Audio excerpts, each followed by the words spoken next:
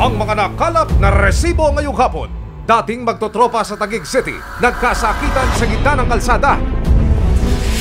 Sa closed-circuit television o CCTV footage na ito, makikita ang isang binatilyo na sinuntok ng isang lalaki.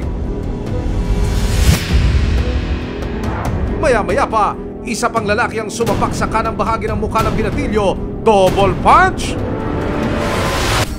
Sa isa pang CCTV ng barangay, nahagip naman ng kamera ang malakas na paggampas ng payong sa binatilyo. Galit na galit yarn!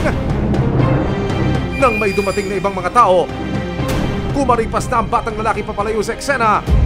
Ano ang dahilan kung bakit ang dating magtotropa daw na ito nag-friendship over na? At ano ang magiging pananagutan nila sa ginawang pananakit sa biktima? Ang mag-asawang tinawag naming Sam at Linda at kanilang pamilya na wala ng tirahan. Pero may magandang loob daw na lalaking kumupkup sa kanila. Magandang loob nga ba? Yung pala, may maitim umanong balak sa 15 anyos na panganay nila. Agad nila itong inireklamo sa barangay at mga pulis. Pero nang mahuli, nakalaya rin agad si Edgar. Kaya on the loose na ulit ang suspect. At sa paglabas ng warrant of arrest, sinuyod ng otoridad ang mga dibdib na lugar sa Bicol Region na naging hideout daw ni Edgar. Mapasakamay kaya ng mga otoridad ng suspect sa round 2 ng paghuli sa kanya.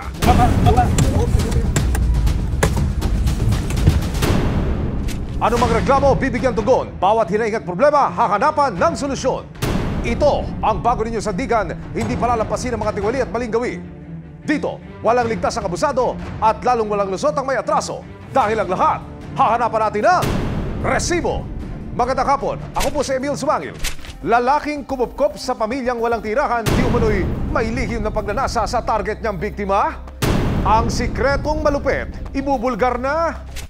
Sa hirap ng buhay, minsan napapakapit ang ilan sa mga itinuturing nilang kaibigan. Tulad na lang ng mag-asawang Sam at Linda. Isang tricycle driver si Sam.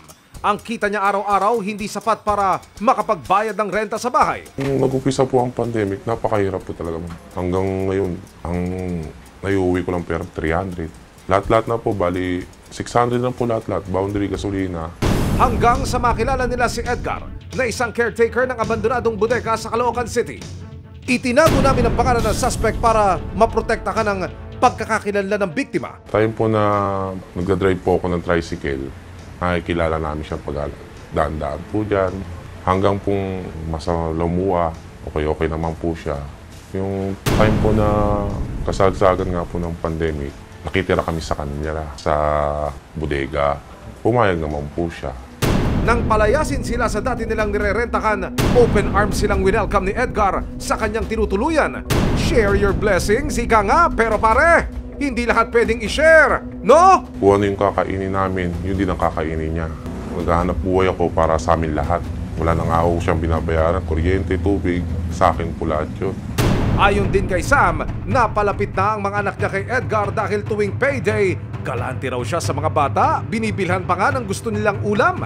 Pumasok ko ba sa isip nyo na gagawin ito? Hindi Sa inyong mga anak? Okay. Hindi po eh.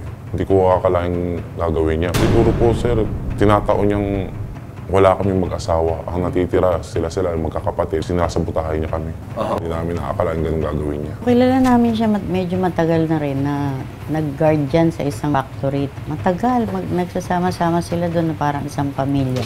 Kaya nung nagsumbong, hindi rin kami makapaniwala na nangyari yun. Kasi mabait yung taong yun. Pero ang good neighbor naging most wanted dahil si Edgar nilapastangan daw ang 15 taong gulang na anak ni Sam na si Joanna. Hindi niya tunay na pangalan. Hindi ko ni-expect na ganong magagawa niya sa anak ko. Wala pa po akong kaalam-alam po nun. At wala pa po sinasabi sa akin yung anak na meron na pala sa kanyang una nangyari sa kanya. Agad inireport ni Sam sa barangay at pulis ang ginawang harassment di umano ni Edgar sa menor de edad. Pero nagkaaregluhan ng dalawang panig at hindi na itinuloy ni Sam ang pagsasampa ng kaso. Pero lingid sa kanilang kaalaman, may mas malala palang ginawa si Edgar kay Joanna. Susunod, ano ang isisiwalat ni Joanna sa kanyang mga magulang? Yung pangalawang beses po nangyari, ito po yatang March yung last year. Doon na po yung nagsabi na yung anak namin na pangalawa na po. Sana po mahuli na po siya. Agad tinunton ng mga operatiba ang suspect.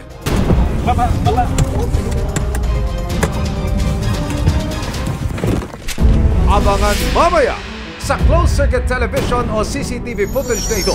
Makikita ang isang binatilyo na sinuntok ng isang lalaki.